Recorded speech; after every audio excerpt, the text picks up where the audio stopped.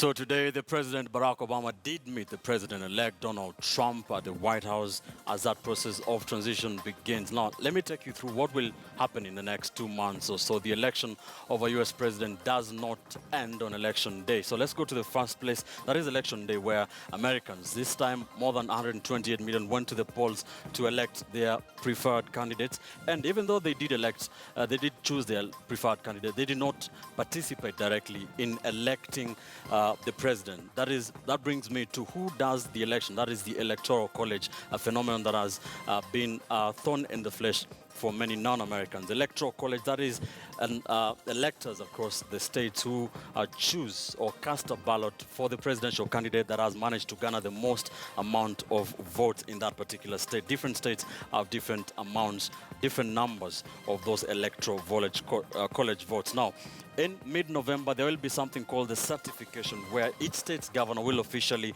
declare the winning candidate by creating what is called a certificate of ascertainment, and this will be sent to Congress and as well as the National Archives as part of the official election records. Now, in December, there will be a meeting of the electors who will vote. That is on December 19th.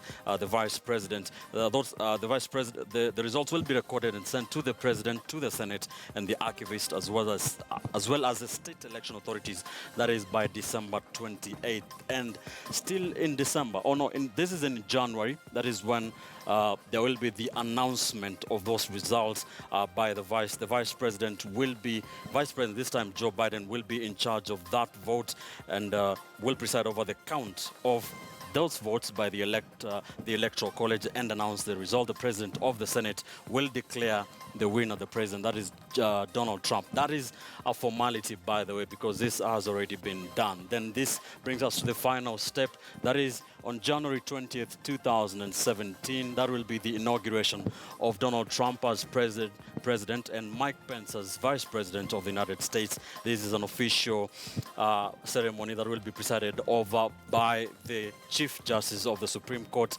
Both leaders will take their oaths of office. So even as the White House staff continue to, come to terms with the loss of Hillary Clinton of the election, the West Wing is very busy right now preparing for that transition between the Obama presidency and the Trump presidency that will be happening in the next 2 months or so. Very busy time for Americans.